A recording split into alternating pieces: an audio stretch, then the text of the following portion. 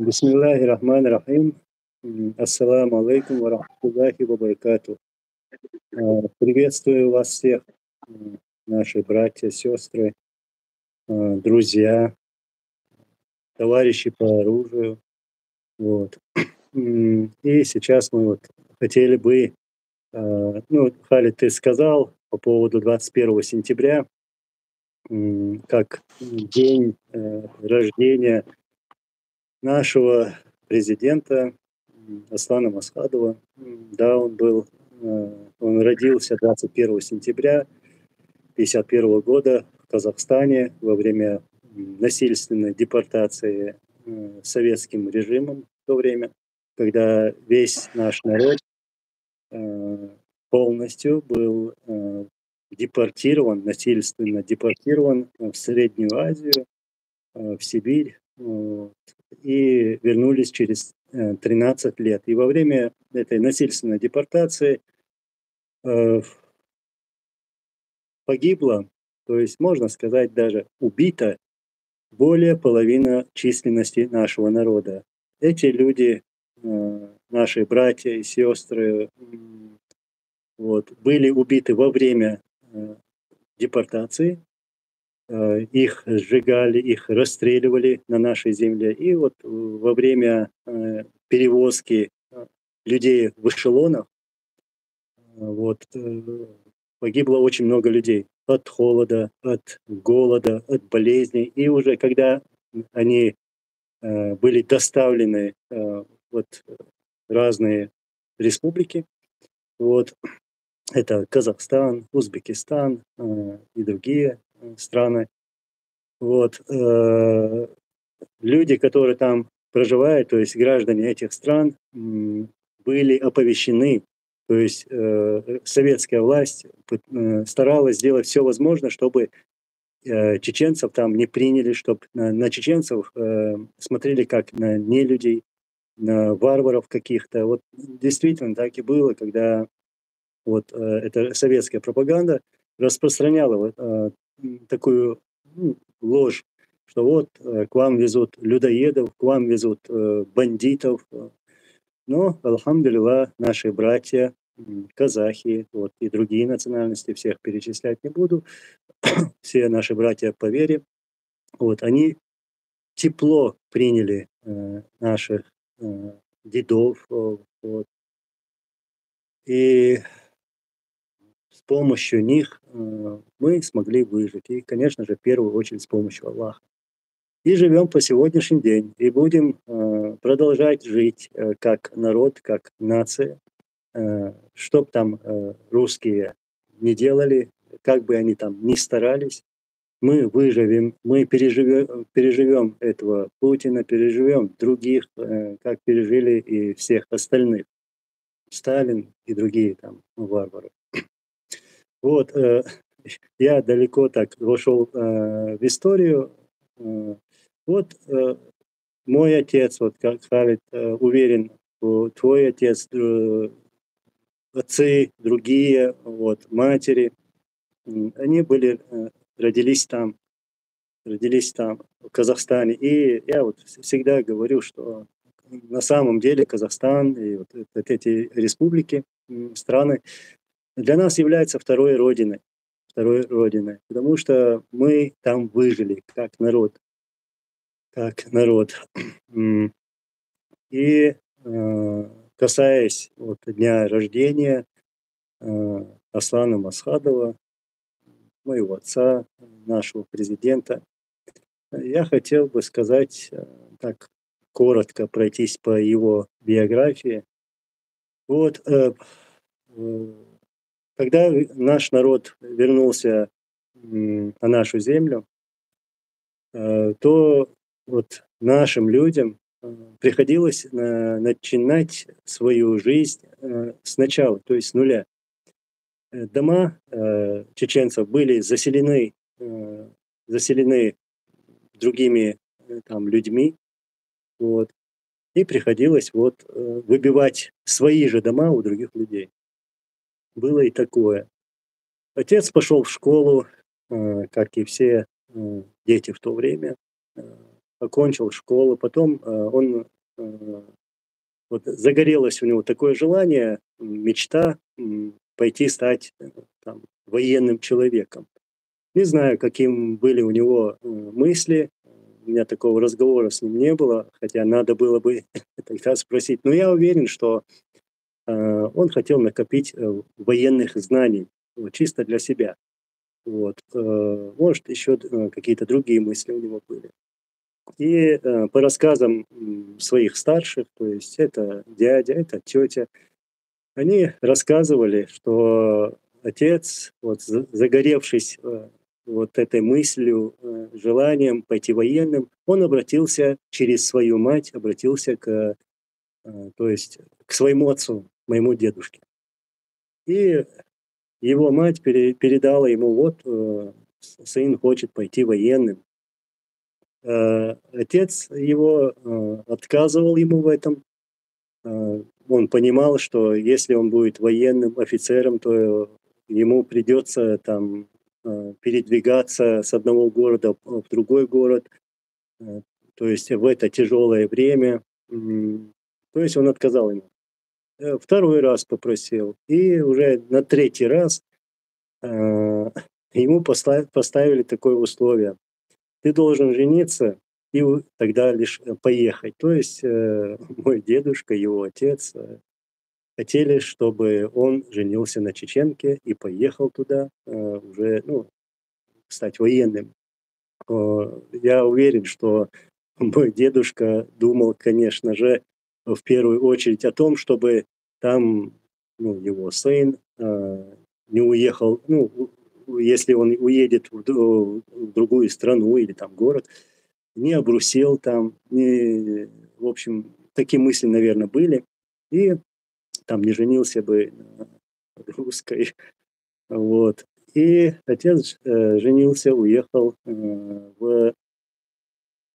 он прошел военное училище в Тбилиси, затем, уже став младшим офицером, курсантом, он был отправлен во Владивосток, на Дальний Восток, где родился я в 1975 году, и уже Венгрия, затем, нет, после Владивостока он поехал, был направлен в Ленинград, то есть сегодняшний Санкт-Петербург. И после окончания военной академии он окончил ее на отлично. Вот. Он был направлен уже офицером в Венгрию. И после Венгрии был отправлен в Литву. Вот когда пошел развал Советского Союза, когда советская власть опять же начала убивать якобы свой народ, то есть это азербайджанцы, это ингуши, осетины, армяне, там, грузины, литовцы потом. Вот. Тогда уже отец подумал, что нет, он в этой армии служить не хочет. И Россия уже подтягивала к нашим границам Чечни, Ичкерии, свои войска. То есть это артиллерия, танки вот, и все остальное, пехоту. И было видно, что ну, он как военный человек, он понимал, что дело идет к войне. Мы помним тогда заявления российских политиков, там, генералов, что вот там усмирим, кого надо, кого следует. Были такие громкие заявления. И отец вернулся в Ичкерию, пришел к Джохару Дудаеву, к нашему первому президенту.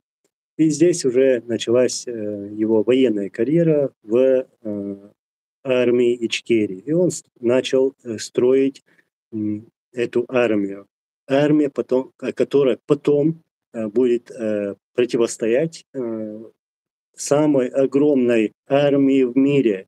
Армии, такой армии, которая вот, боялась любая страна в мире в то время. Ну, советская армия. Вот. Я не говорю про сегодняшнюю вот эту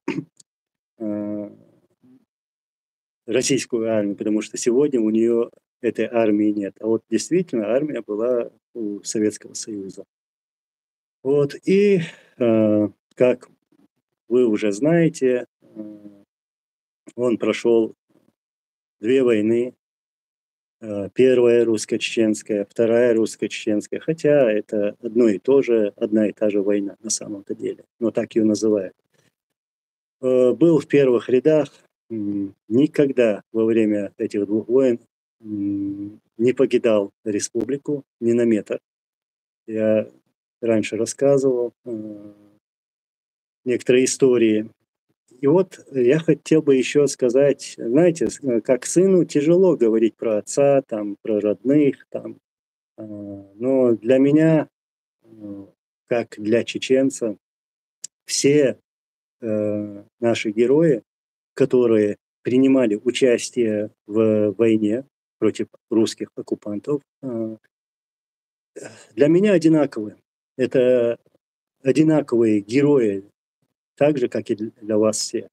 Но здесь я, конечно, про отца знаю больше всех, можно сказать, и постоянно был с ним на связи до последнего дня, можно сказать. Вот. И знаю много, конечно, историй. Хотя мне чуть сложновато, учитывая менталитет чеченцев, говорить о своем отце. Я пытаюсь, вот поэтому пытаюсь говорить как о президенте, о нашем президенте. И ни в коем случае не разделяю их от других героев. Вот. Что я хотел сказать? Все наши герои, всех тех фамилий, которые вы знаете, все командиры, бригадные генералы, лидеры нашего народа, это были простые люди. Они старались, делали все возможное ради Всевышнего Аллаха, в первую очередь.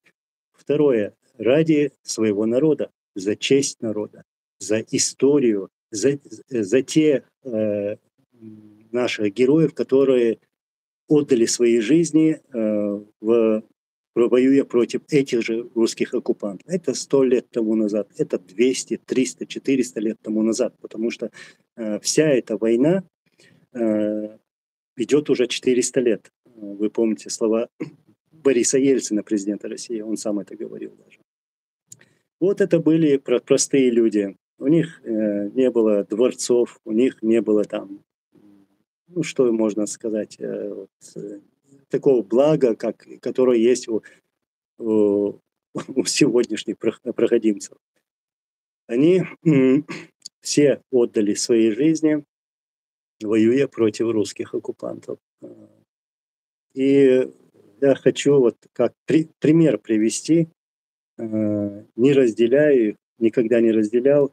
В общем, такая картина, это год где-то 2002 год.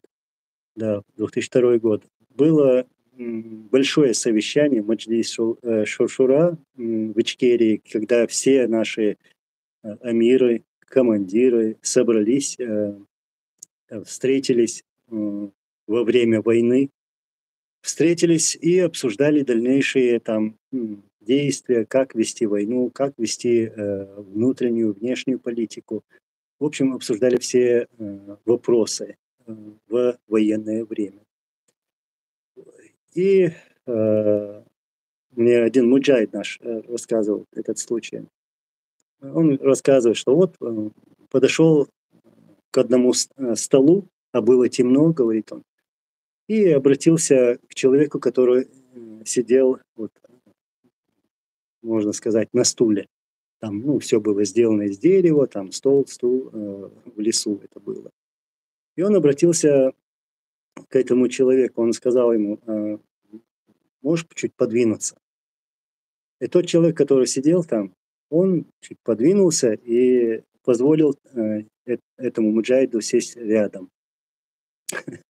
И вот он рассказывает, когда он повернулся в его сторону, он удивился. Он удивился и узнал его. Это был Аслан Масхадов. Вот. Вот такие простые люди были они, вот все наши герои.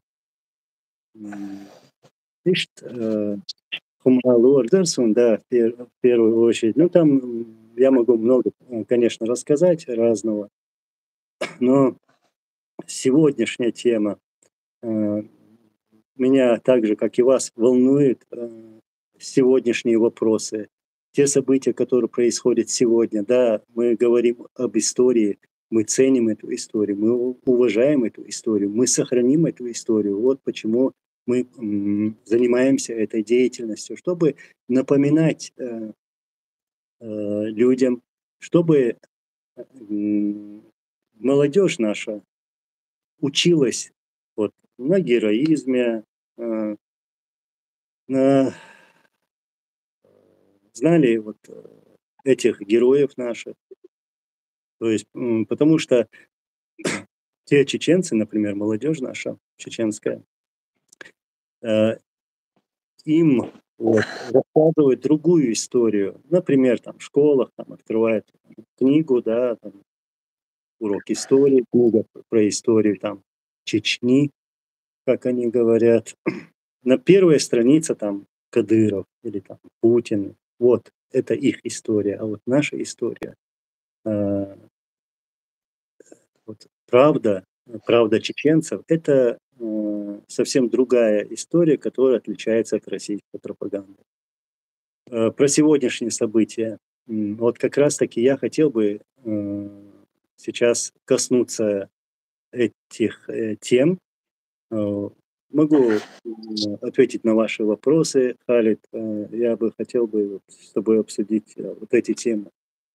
И Ну, добавлю тому, что ты сказал, извини, что перебиваю. Тяжелые времена рождают сильных людей.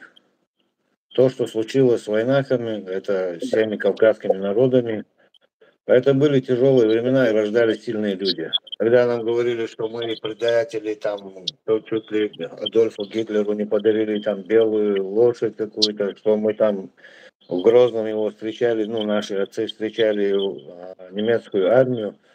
Да, чеченцы были и во Второй мировой войне на стороне немцев, которые хотели освободить Кавказ от коммунистического диктата.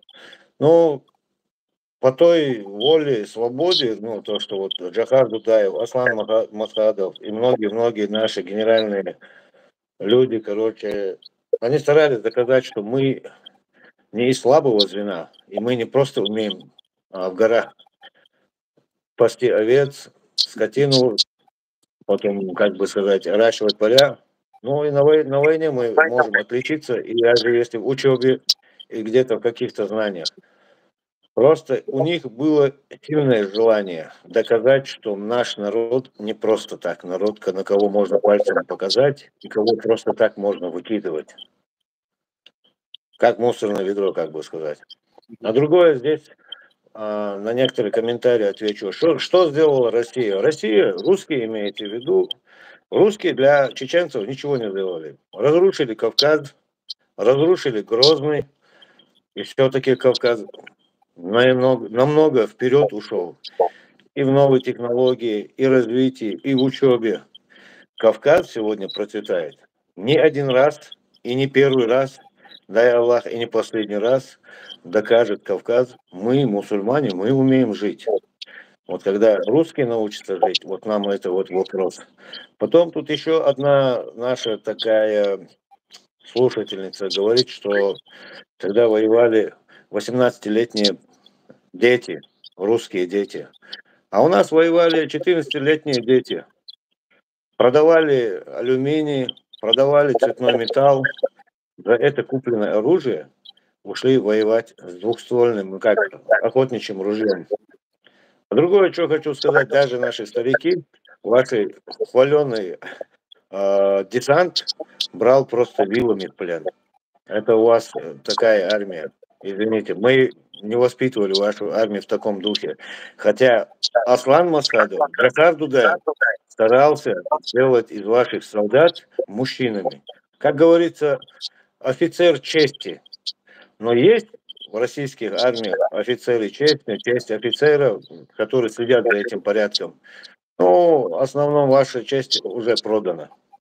Это не война, не вина кавказцев. Вы любите всегда винить кого-то. Я говорю, Кавказ, не только Грозный, был весь разрушен. От Баку до самого Черкесии. Все было разрушено, все было уничтожено, что веками наши отцы создавали. история, традиции, культура, религиозные, самые лучшие ученые ислама. Все старались просто с лица земли стереть. Но сегодня, по воле Аллаха, альхамдулиллах, никто не забыт и ничто не забыто. Вы не забывайте ваших 18-летних пацанов, которые пришли воевать против старых офицеров, как Аслан Масадов, Шаид Иншаллах, Джахар Дудаев. Как это по вашей культуре русский мальчик может поднять оружие против старика? У нас так не принято. На Кавказе такие вещи не приемлются. Что хотел бы еще добавить? Да, это история не забыта, люди не забыты.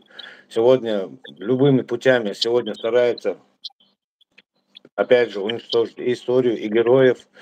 У нас героев, как я говорил и раньше, не записывают в тетрадях, в книгах. У нас они в памяти и в крови остаются. Ну, короче, я не знаю, как продолжим тему, я потом еще как бы поддержу. Сейчас еще на один, но, короче, тут Людмила у нас что-то страшно, короче, не любит чеченцев. Что хотел, забыл этот комментарий. Да, так, писал один наш тоже старый вроде бы подписчик, что чеченцы воюют на стороне русских. Хотел бы напомнить, когда Кавказ, там были много из Кавказа, не только чеченцы, нам помогали наши братья-мусульмане. Против России нам было удивительно видеть наших братьев-мусульман в рядах российской армии. Это взять от Татарстана, Башкортостана и других мусульманских стран. Лидеры, которые от их слова много что могло зависеть. Даже договориться, не начиная войну, решить каким-то дипломатическим путем. Ну, они сидели тихо, мирно. Мы удивлялись, как это могли стать наши братья на сторону русского Вани и пойти в нам дом с оружием. Сегодня то, что даже вот в Москве Вайлдберрис, или как это, вот сегодня то, что там происходит, это рук ваших дел. Там чеченцы абсолютно ничего не забыли. Вот всегда начинают говорить чеченцы, чеченцы. Вы берите пример из лучших. Сделали бы они такое, того, чтобы наш народ постеснялся бы. Или стал бы в красном цвете наше лицо. Никогда. Истинные мужчины, истинные жители Кавказа себя в в любой стране ведут себя подобающе по-кавказски. А то, что ваши 18-летние приходили против наших стариков воевать, но, извините, их встретили 14-летние пацаны. Я про этого малыша, помнишь? Сколько у нас подобных было? Да, очень много. Ютаев. Да, много было. У вас были 18-летние и с оружием, а у нас даже этого не имели счастья. На этом я закончил. Ладно, скажи. Сейчас, секунду, да, кое-что тут с Google аккаунт. Ну вот я опять же, Людмила или Любовь, что вы сидите за границей? Чеченцы, вообще кавказцы сидели везде, всегда были. Мы, как бы сказать, любим везде учиться, бывать во всех местах, изучать народы, их, как бы сказать, развитость и технологии. Это у нас, короче, как бы сказать, что Бог нам приписал, то мы делаем. Но сегодня, если бы вы ездили бы в чужие страны, вот вы сегодня приезжаете на Кавказ, именно славяне приезжают на Кавказ и восхищаются нашими красотами. Как процветает Кавказ, новые постройки, красивые одетые люди, которые, вы не увидите, там, как в Москве, в центре Москвы, пьяные, в стельку убиты, можно как сказать, за такие выражения, извиняюсь. Пьяных людей вы не увидите в Грозном или в Махачкале. или в Баку. Вы чем хотите нас пальцем ткнуть? Я же говорю, зато мы в ваших улицах пьяными не лежим. Ну и ваши у нас на улицах не лежат пьяными. Просто немного подумайте, когда хотите чем-то упрекнуть или чем-то пальцем ткнуть. Нет у вас ничего ткнуть. Мы говорим, мы, кавказцы, всю жизнь страдали. Мы не страдали, мы испытывали. Тяжелые времена рождали сильных людей. Аслан Масхадов, Джахар Дудаев, Шаида Иншалла, такого волеизъявления независимости не имели. Это вы, ваш Ельцин, свиноматка, первый провозгласил всем независимость. Нам честь и гордость было оставаться в Союзе. Вы как знаете, Россия всегда платила чеченцам дань. И сейчас платят. А почему не платят? Платили и платят. Даже в криминальных кругах мы имели себя вести. Ваши политики шагу не могли сделать без разрешения какого-либо из войнахов. Я когда говорю войнахи, я туда приписываю и дагестанцев, и черкесов. Наши люди умели себя вести. Это вы захотели от влияния Кавказа над Москвой уйти и объявили о независимости. Мы желали жить в России. Как говорится, как это говорили, еврейский анекдот. Чеченцу дали дойную корову, они взяли ее и зарезали. Так что тех героев, которые вы воспитали, это ваши герои, не наши герои. У нас были те же самые войны, это и в Первую мировую войну, и во Вторую мировую войну. Имена во Второй мировой войны у нас записаны в памяти. Каждого героя знаем. Но в Первую мировую войну, которые были в царской России, и на стороне царской России, у нас никто не знает. На Кавказе у нас даже говорить их закавказскими считать как-то неприлично. Дикая дивизия, которые тоже получали кресты, но из-за недовольствия они ушли от царской российской армии. Потому что тогда тоже вешали кресты на них. И они были героями вашими, но они были врагами Кавказа. А сегодня дикая дивизия, легенда вы слагаете, а мы говорим о позорных бандформированиях, которые служила царской России. Грабили мирных людей, нападали на мирное население, делали то, что было угодно тогдашнему коммунистическому или царскому, все, что угодно. Ихние потомки по сегодняшний день трудятся во благо той медали, которая здесь висит у них. Вот этот крестоносец. Комментарий, Харри, смотри, как они любят нас упрекать и как им совесть позволяет писать такое и говорить такое. Что вы хорошего делаете? Вы захватили в Беслане детей и женщин, пишут они. Ну, такие люди. Так, по поводу первой части этого комментария. Что вы хорошего делаете? Мы не предались, мы любим свой народ, уважаем свою религию и ценим нашу историю, любим свою историю. Мы ненавидим предателей и врагов своего народа, который веками нас угнетал, убивал. Вот. Мы не смирились и не смиримся никогда.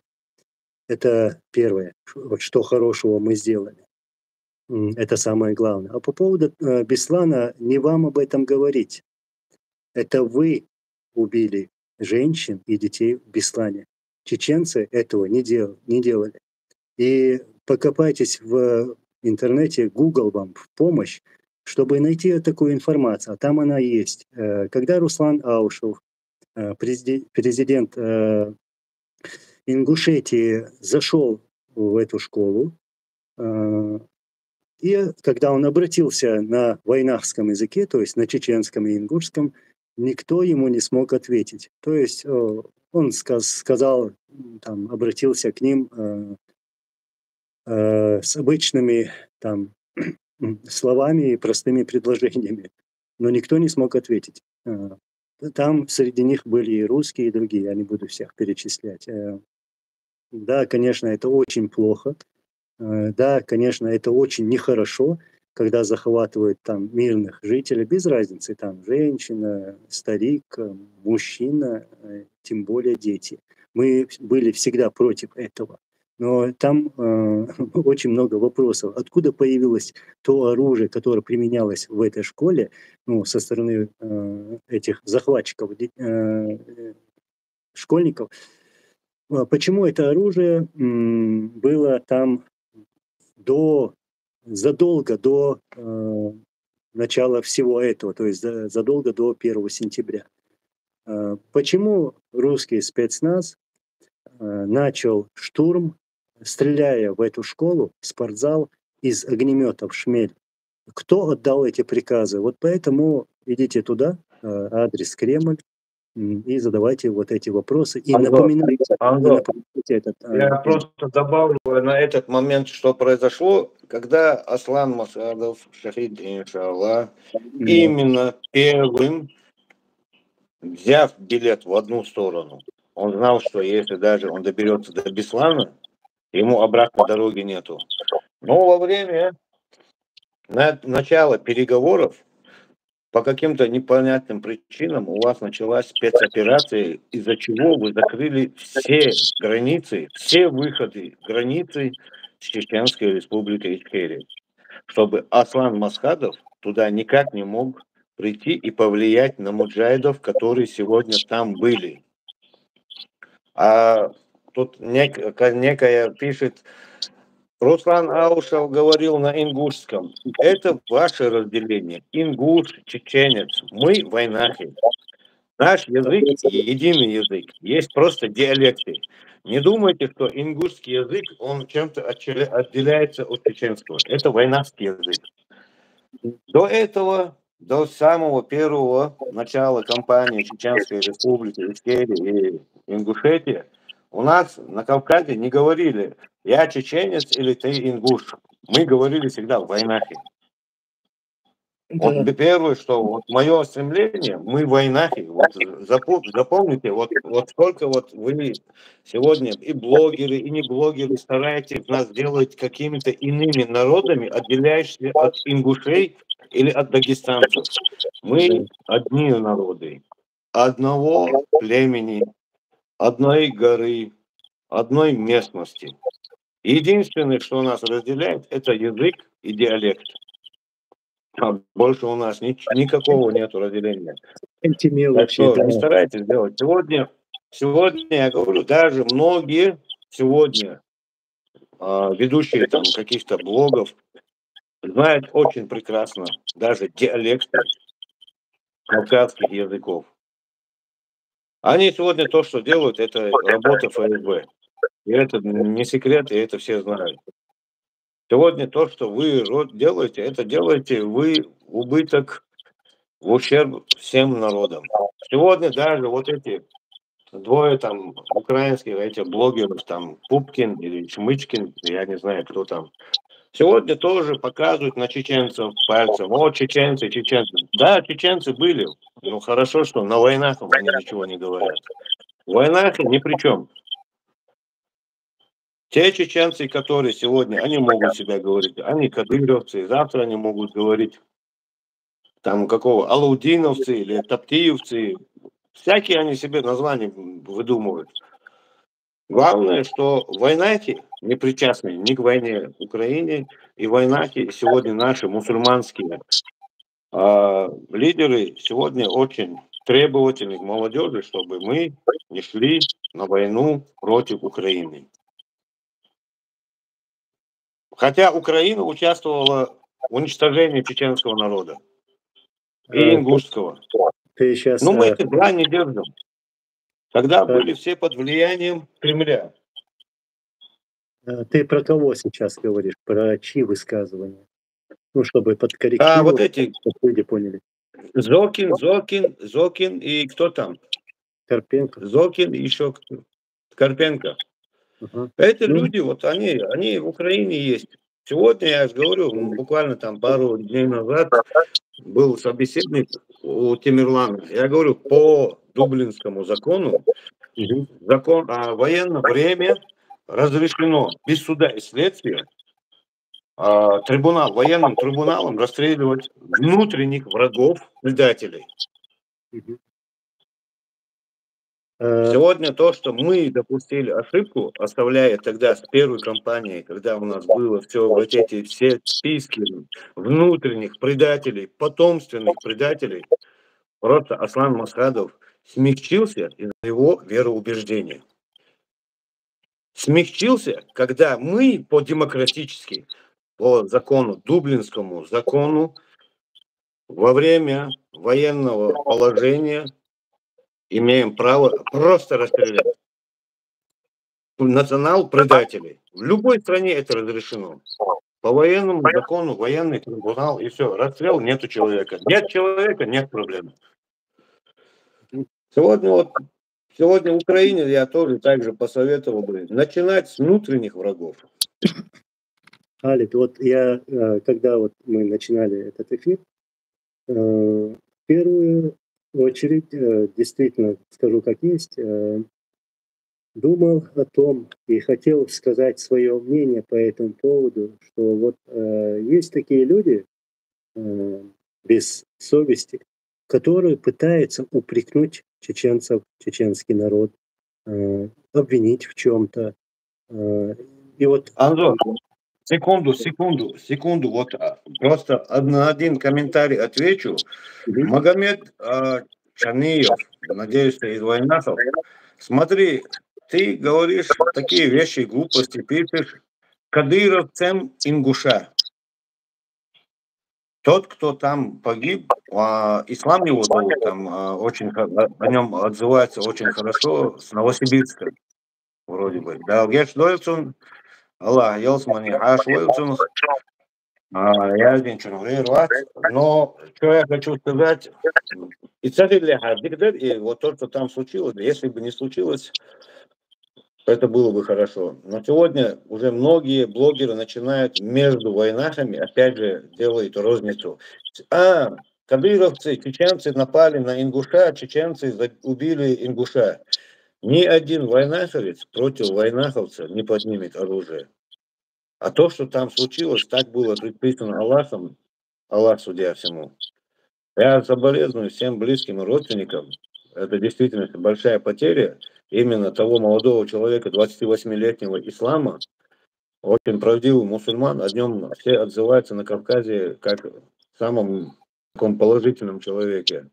Про других я не знаю, не буду им говорить. А то, что там кадыровцы были, да, конечно, были.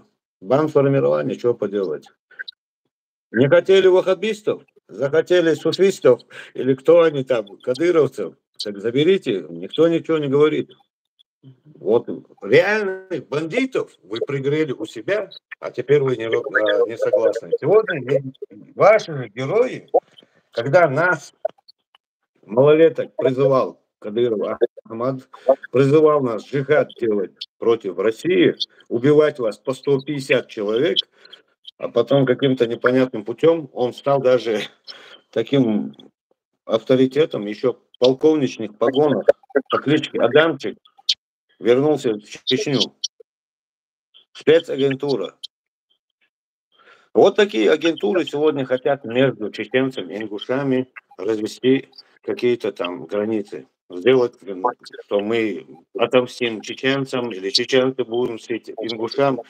Вы что, у нас есть первостарейшины, самые главные мусульмане. Тот, кто виновен, понесет ответственность.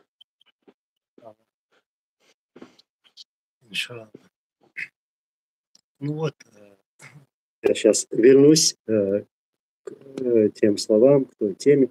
Когда вот мы начинали вот этот эфир, я хотел высказать свое мнение по поводу того, что вот некоторые люди вот, без совести пытаются как-то упрекнуть, обвинить нас, чеченцев, как народ. Вот. Дело в том, что вот, ну, ты сейчас называл фамилии там разные, но я видел одно видео, где имя не помню, какой-то блогер. Ну, в общем, это украинский экономист, кажется, и политический деятель, и, кажется, был советником 2 президентов Украины. Так вот, он сказал, что нужен удар по Грозному, то есть удар оружия. По На мирным 100%. жителям, Да, по родильным домам, по больницам, которые совершали те же самые украинцы, которые совершали и первую, и вторую кампанию. ну, в общем, он сказал, что вот этот удар нужен по Дагестану, по Махачкале и по Грозному, что вот удар по Грозному должен быть хорошими попаданиями, и, мол, и как ты сказал, нужен удар по мирным жителям. Я вот хотел бы задать такой вопрос. Почему вы, э, может вам сказать такое, что надо обстрелять тех наших чеченских братьев, которые сегодня воюют против России на территории Украины? Почему вы это не скажете? Почему вы их не постараетесь убить, нанести там удары, о которых вы говорите? Вам не надоело вот так нас в чем-то обвинять? Вы уж пройдите то, что прошли чеченцы за свою историю, и не смейте нас оскорблять. Хватит. Нас оскорбляли там при Советском Союзе, при России. И если вы действительно не работаете на русскую пропаганду, то говорите о тех наших братьев, которые сегодня воюют за вашу Украину, за нашу Ичкерию, на территории Украины против российских оккупантов. О них говорите. Нас бомбили, русские всегда бомбили. Во время вот депортации насильственной, о которой я говорил, даже тогда Россия, ну, Советский Союз нас бомбил. Вот. Нас немцы бомбили, это 42 год, осенью 42 года, когда прилетали 80-100 самолетов и бомбили наш Грозный. Затем бомбила Россия, опять же русские, это уже в начале 90-х, это 2000-е годы. Вот. Нас многие бомбили.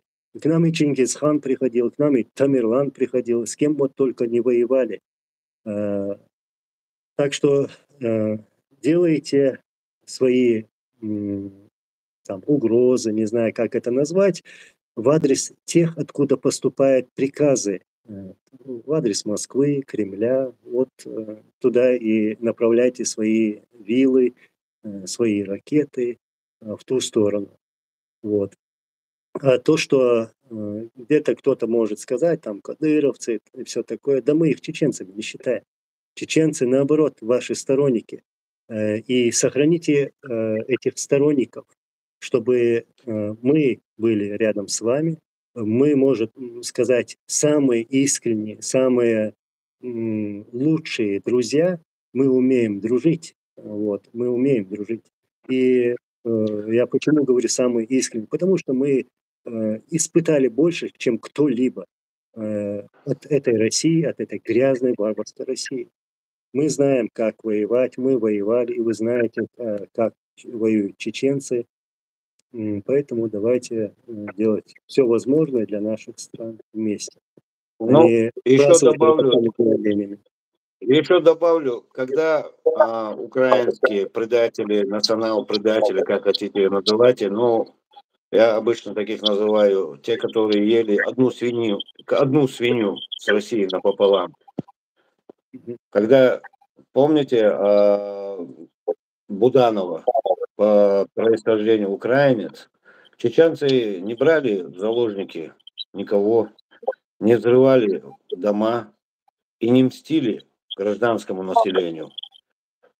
За ними идет охота, их по сегодняшний день списки есть, за ними следят, их поймают. Как и Буданова в один день поставят там, где они должны быть. Ихняя могила будет по-любому. Никто, как бы сказать, от смерти не уйдет и от наказания. Но вот кавказцы не мстили украинцам. Или не мстили дагестанцам, не мстили осетинцам, никому не мстили. Мгм.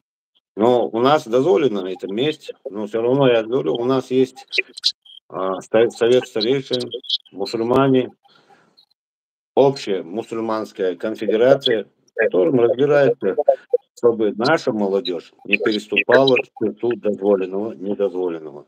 А сегодня то, что пишут там, это там сегодня работорговцы были в Чечне. Да, были. Так я официально заявляю, я скажу, кто был работорговцем. Именно похищал, потом на камеры резал головы. Примерно скажу, из Тамбова, с Томска привезли одного еврея, потом его сына привезли.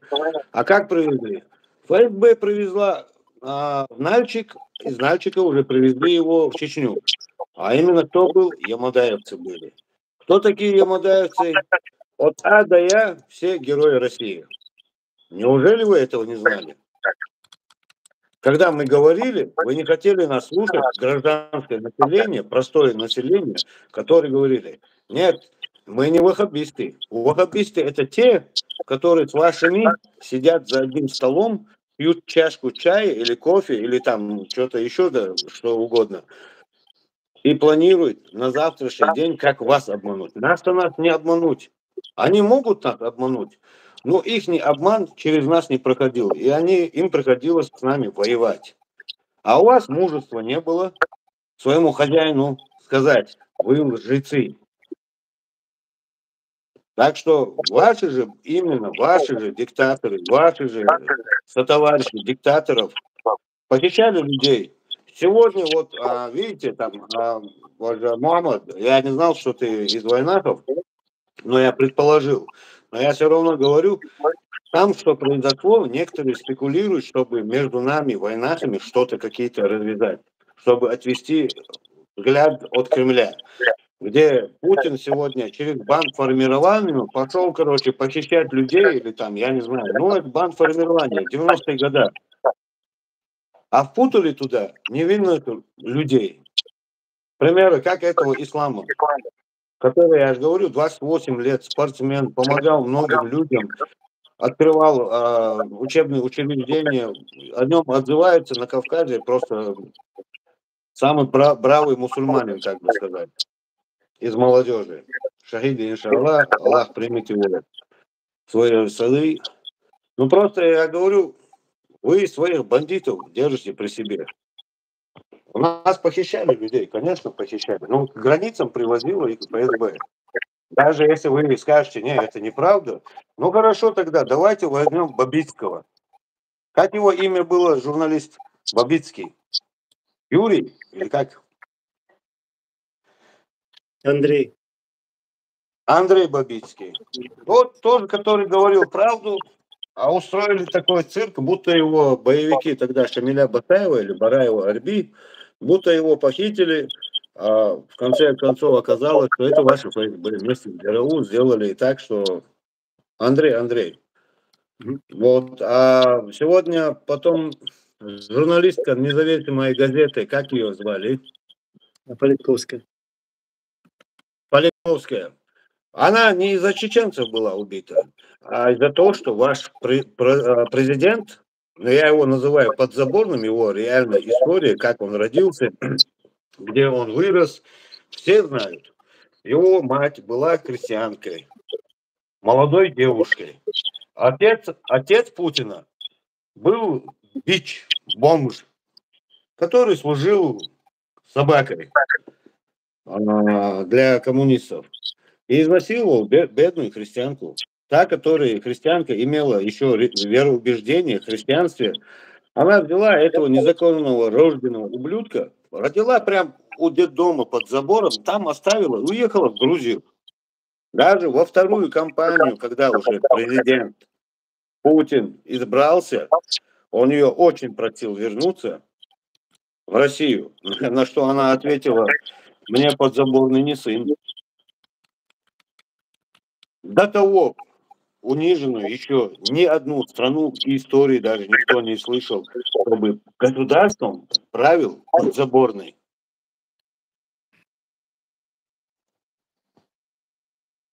Дальше, ну, подумала. Я где-то тут вопрос видел, сейчас я его потерял. Очень интересный. По поводу того, что украинцы не хотят бомбить Ичкерию. Конечно, я знаю, что украинцы не хотят этого делать, но есть такие люди, которые говорят за всех украинцев, за всю Украину, от имени украинцев, имя Украины, что вот надо бомбить Грозный, надо бомбить там другие населенные пункты. Вот я про них говорю. Я уважаю украинский народ, я просто уважаю Украину, я сторонник Украины и сторонник победы Украины над российским фашизмом. Вот. И я уверен, что победа будет, и это будет общая победа, я это всегда говорил. И поэтому на эти, на самом деле, дешевые заявления я, конечно же, не ведусь и какую-то обиду в себе не держу на украинцев и не позволю себе такого из-за одного, там, 2 или 3 человек.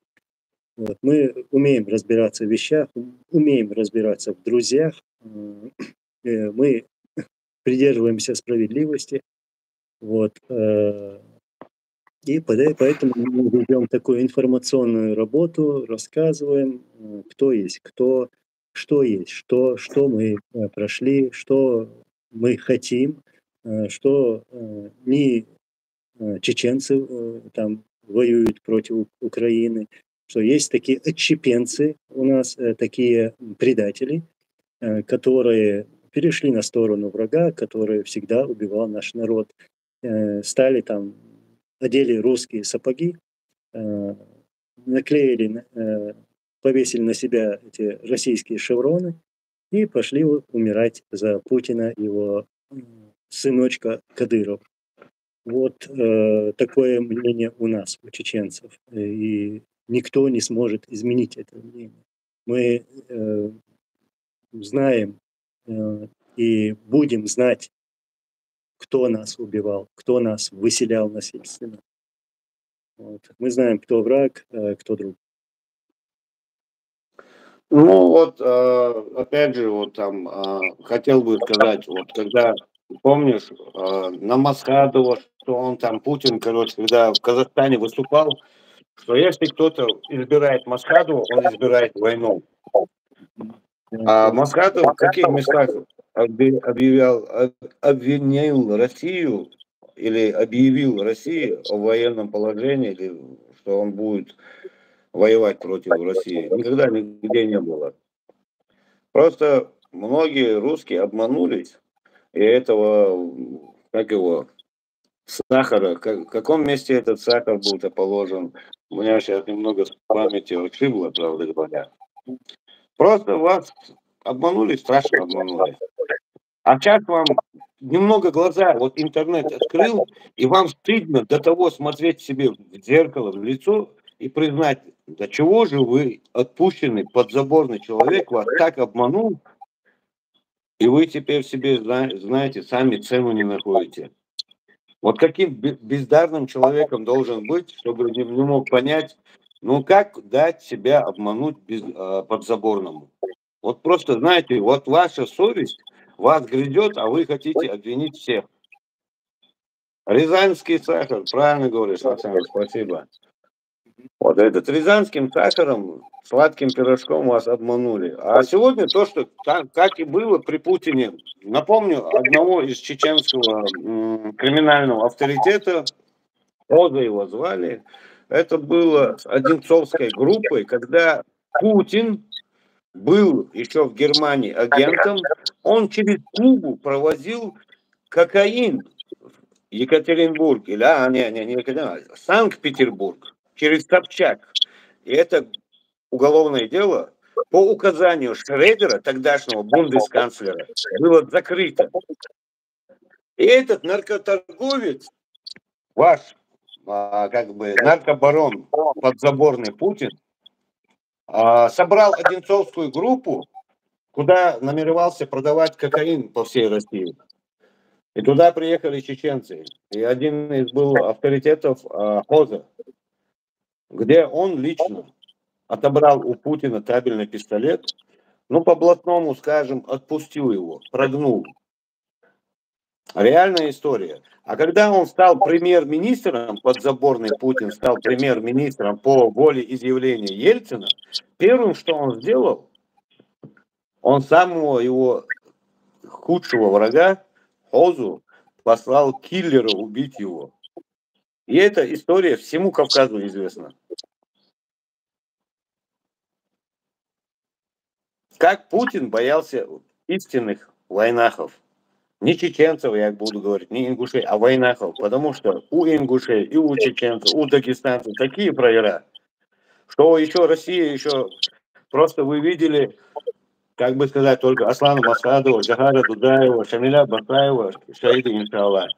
А то поколение, которое росло за ними, вы их еще не успели увидеть. Я говорю, там вот женщина писала, наши дети 18-летние, так я тебе вот посмотри на ютубе, сейчас показал бы, сколько там было до 14 лет. Потому Госдума Российской Федерации приняла новый закон от 14 лет до 65 лет. Считаться уже взрослыми людьми, которых можно уничтожать без суда и следствия по указанию Путина. Разве вы не приняли закон именно за чеченцев? Именно из-за войнахов. То, что Ингушетия, Дагестан, Чечня, Черкесия являются от 14 лет самыми радикальными для вас страшными боевиками. Я же говорю, вашим солдатам малолетним не было стыдно идти против женщин и стариков воевать.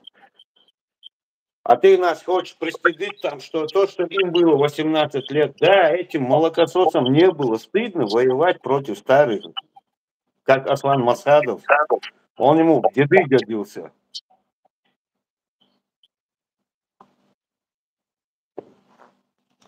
Вот теперь вот своим детям скажите, вот когда вы будете идти в Чечню, Ингушетию, там, в Дагестан, вы будете против стариков воевать, их 14-летние пацаны, как этот ваш, которого убили, как его в Украине, который высветился, Вагнеровец.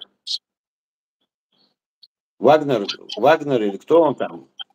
Напишите имя, которого Пригожин. Где Пригожин говорит? 14-летние пацаны, не имеют даже автомата, так наваляли Российской Федерации. А ты говоришь, 18-летние пацаны. Не стыдно тебе было такое писать? Я тебе напомнил бы много чего с помощью ваших же руководителей, которые позорились. Ты говорил про Пригожин там тоже получил, видать, пенделей. Алек, ты говорил про тех людей, вот, про охотников, которые поймали русский спецназ. Мы и раньше в эфире это говорили. В Гугле можно найти информацию, да, написанная русскими пропагандистами, но там все равно есть кое-какая информация, можно черпнуть оттуда. Хотя они там все изменили. На самом деле, как это произошло? Два охотника из села Алхазурово пошли в лес. И там по дрова взяли свои двухстволки и пошли в лес. И эти двое не вернулись обратно в село. И в селе забеспокоились за них. Семьи, конечно, знали, куда они направились. И, в общем, люди из села собрались и пошли искать этих двоих охотников. Вот. Или там дровосеков, можно сказать. И они наткнулись на спецназ, на русский спецназ. Они их окружили, их не было настолько много, и то, что у них было, это были те же самые двухстволки, там, можно сказать, люди пошли с вилами, лопатами в лес искать своих родных. И окружили этот российский спецназ, стрельнули в них, пару выстрелов сделали, крикнули там: «Давайте, сдавайтесь». Те начали стрелять обратно в чеченцев. Эти уже создали такое движение: вот там Магомед, давай неси миномет, ставь его туда, там, ты давай гранатомет, там, в общем, такие указания начали приказывать, в общем, показуху делать, на самом деле, чтобы испугать русский спецназ. И крикнули им: «Сдавайтесь». В общем, концовка была такой, что русский спецназ сдался. Сдался. Это было две группы, я помню, где-то более 40 спецназовцев. Это двухметровые такие амбалы, накормленные именно для того, чтобы убивать людей. И вот этот спецназ, когда сдался, то, говорят, их командир плакал, когда он увидел, кому он сдал своих там ребят. Это были простые жители того села. И затем тут нужно еще добавить, Джохар Дудаев, как-то наш первый президент, сказал, напомнил по телевизору вот так в своем интервью, сказал, что вот пошли два охотника в лес и привели целую группу российского спецназа. Он так как-то с юмором это сказал. Вот что это как произошло это. В Гугле можно найти, кто-то тут пишет, что это брехня. Нет, не брехня. Вам придется это признать. Вот. В Гугле напишите «Аксайский спецназ», и дальше уже можете прочитать. Спецназ. Ну, я говорю, они, чтобы не признать свои ошибки, свое лицо посмотреть в зеркало, будут такое говорить. Я же говорю, ваш буквально год назад был самый такой крутой герой России, Пригожин. Как он озвучивал чеченских боевиков? Когда чеченцы воюют, но он имеет в виду не только чеченцев, я просто извиняюсь, что я всегда начинаю иногда забываться и говорить чеченцы, ингуши. Когда война воюют, они воюют до последнего. А то, что до последнего, даже будучи в окружении, до последнего ушел Аслан Масадов, иншаллах. До последнего воевал Джохар Дудаев, Шамиль Басаев. Некоторые тут тоже я видел где-то. А почему там, кто сдал Шамиля Басаева Ингушетии? Слушайте, если Шамиль Басаев стал шахидом в Ингушетии или в Дагестане, или там в Буденновске, это не значит, что его в Буденновске или в Ингушетии кто-то из нас сдал. Значит, то, что там его было предопределение умереть. Там и он и умер. А причин много-много причин. Мы не можем за каждой причиной следить. Да, это место, где взяли этот спецназ, да, вспомнил. И еще по поводу аксайского спецназа. Этот аксайский спецназ был, уже они военнопленные, он был переведен так, сейчас скажу, в Шали, целую группу этого спецназа в Шали. И когда русское командование узнало, где они находятся, то есть они смогли найти эту информацию, их координаты, где их содержат мы, чеченцы, они стали бомбить место положения, вот это так называемая тюрьма наша, где держали этих военнопленных. Российские самолеты начали бомбить это место. Их перевели в другое место, там, более скрытное место. И русские опять же узнали, где они находятся, и стали и это место бомбить. Потом, что стало с этим спецназом? Этот спецназ был обменен на мирных жителей, которые захватили русские оккупанты.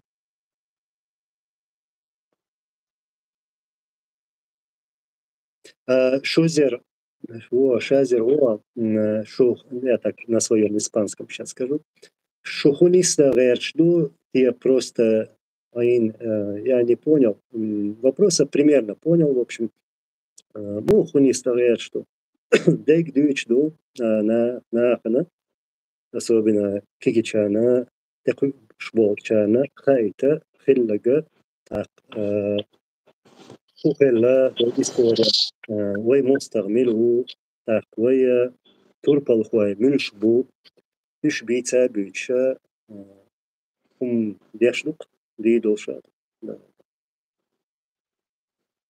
И موعدرا طبعا شيخ منصور büyük çuvaçar. Tamam Aburg dedim büyük çuvaçar.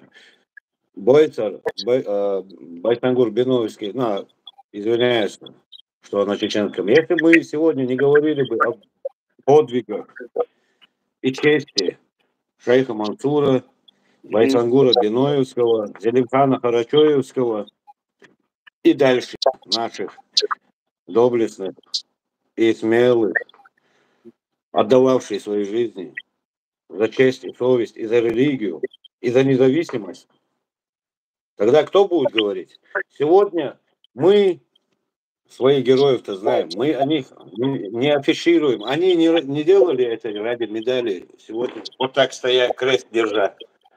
Им кресты, когда давали, они даже не одели эти кресты. А то, что они уже не одели, для них это была свобода. Что мы не являемся рабами того или иного там. Когда это были коммунисты, потом это стала Россия. И сегодня мы говорим о своих. Неужели тебе будет стыдно о своих родственниках, подвигах говорить, о его чести, доблести? Сегодня тот парень, Ислам, его фамилию не помню, с Ингушетии, наш брат, о его поведении, о его делах, сколько весь Кавказ говорит, каким он мудрым, каким он мусульманином был, как он помогал, как он учебные заведения открывал. И если я не буду о нем говорить, кто будет о нем говорить? Тот, который его застрелил? Нет, конечно.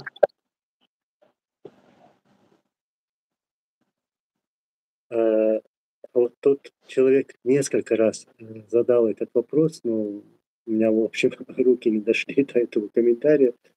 Он вот пишет, сейчас я зачитаю его. Я 4-й раз вопрос задаю, вы не отвечаете, кто взорвал Рамзана, отца, когда Рамзан всегда был рядом с отцом, в общем, он был начальником охраны и так далее.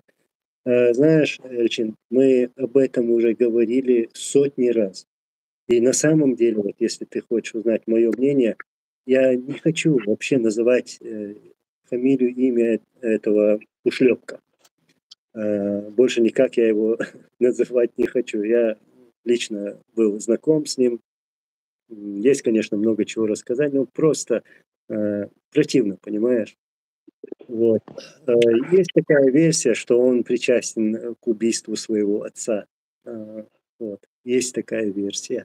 Но в любом случае он знает, что его отца взорвали сами же русские. Сами же русские на стадионе, где ни один чеченец, который относился бы к нашей стороне, к чеченскому сопротивлению, не имел доступа, то есть это стадион, напичканный там всякими ГРУ, ФСБ и другими там СБ. Ни у кого, ни у Басаева, ни у других не было доступа к этому месту. Это сделали сами русские. И поставили эту вещь именно туда, куда положит свое мягкое место Кадыров. Вот. Они знали, где он сядет, с кем он сядет, и был подорван. И об этом знает его отпрыск. И вот представьте себе, зная это, он служит своему хозяину, продолжает служить. Насколько должен пасть такое существо, зная, кто убил его отца, и вылизывать этих убийц. Ну, тут еще говорится про Туран. Скажу одно. Для меня значение Туран, это как мы себя, кавказцы, называем войнахами. Это то же самое, туранцы себя определяют как народы Востока. Если они объединились, это, альхамдулилла, это хороший знак, это значит наилучшее к лучшему. Потому что в этом Туране все мусульмане.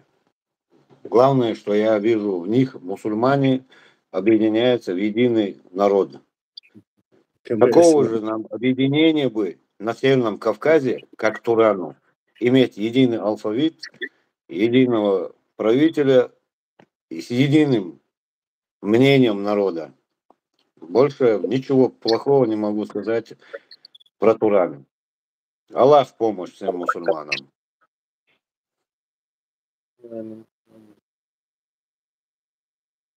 Да.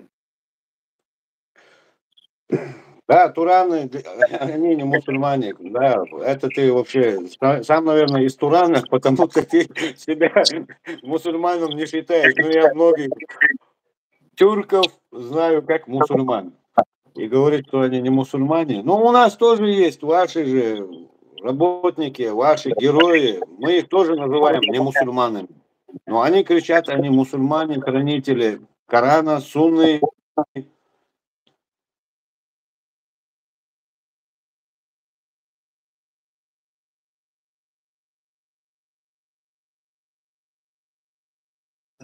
Тут Дариэл Борс с декабря 1994 года по январь 2000 год МВФ Запад выделил Российской Федерации кредит в 39,6 миллиардов американских долларов. Запад полностью поддерживал Российскую Федерацию в войне против Чечни, пишет он. Да, мы это не отрицаем, мы это тоже много раз говорили. И я уверен, Запад сегодня в какой-то степени сожалеет, что в то время поддерживали Россию. Мы не надеялись на помощь Запада, на помощь Востока, на помощь какой-либо страны, кого-либо, и вели свою борьбу вот в одиночку, лицом к лицу против этих варваров, против этих варваров.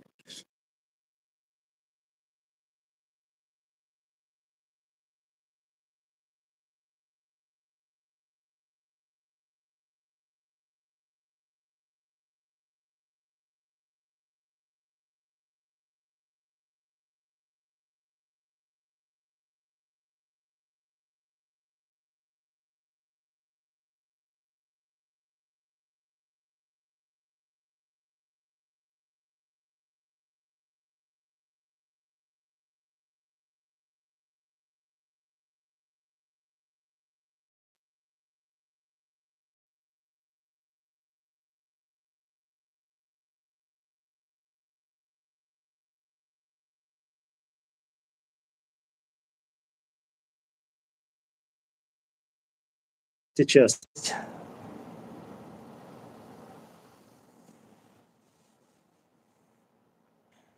Звука нет.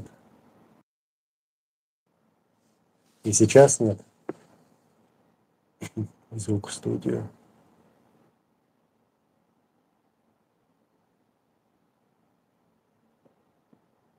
Есть звук? Слышно?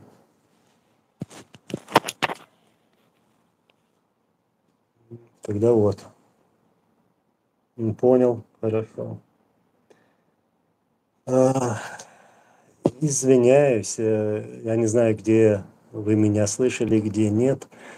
Ну, в общем, мы никогда не надеялись на чью-либо помощь. Мы верили в силу Всевышнего, помощь Всевышнего.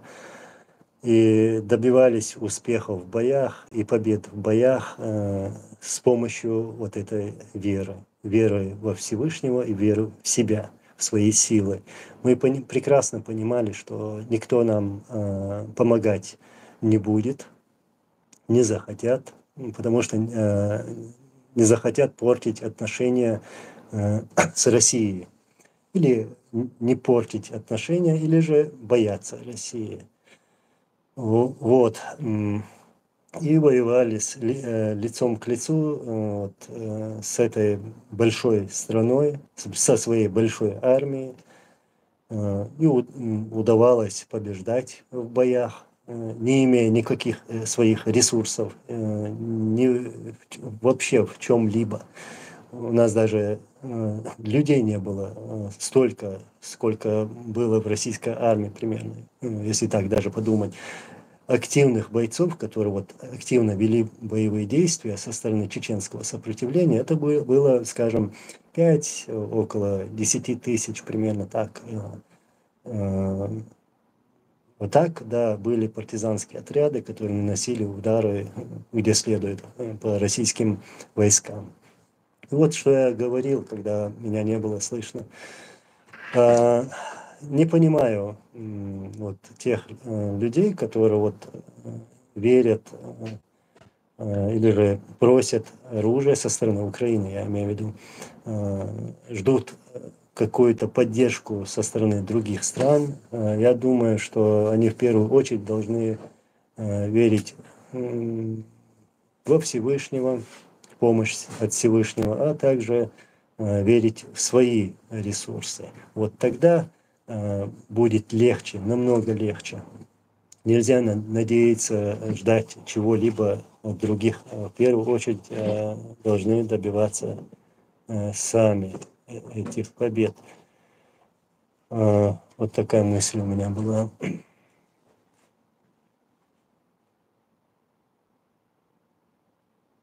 Ва алейкум ассалам ва рахматуллахи ва баракатуху.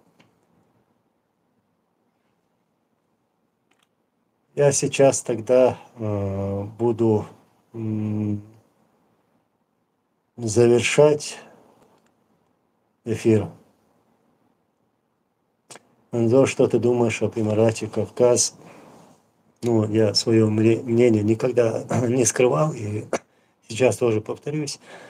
Я за то государство, которые строили наши лидеры, которые отдали свои жизни на пути Всевышнего, вот, на пути своего народа.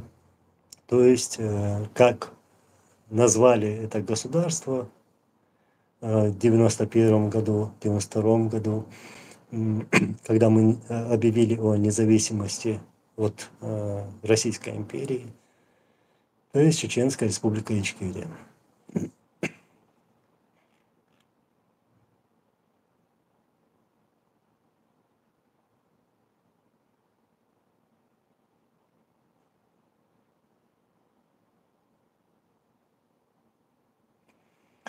Смешно, можно хватит фантазировать, все, что вы говорите, это терроризм и так далее. Я даже не успел прочитать ваше сообщение.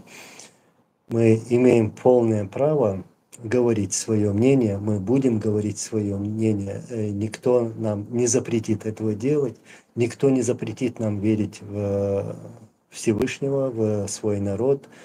Вот, мы будем чтить своих героев, которые воевали против русских оккупантов. Хорошо, тогда я на этом с вами прощаюсь. До новых встреч. Вот, сейчас я просто еще раз хотел бы коротко сказать главную свою мысль, что вот есть такие люди, которые или сгоряча, или не знаю как, из-за чего вот, пытаются упрекнуть чеченский народ, там, чеченцев в чем-то. В общем, этим людям хочется сказать, вы на кого работаете? Вы кому помогаете с этими необдуманными словами, там, упреками? Вот. Это в первую очередь. Чеченцы были, будут и являются свободными людьми. И они обретут свободу, как и все другие народы. Вот чего мы добиваемся. И кто там хочет что-либо сказать наш адрес, то им следует одеть чеченские сапоги, обувь и пройти тот путь, которым прошли мы.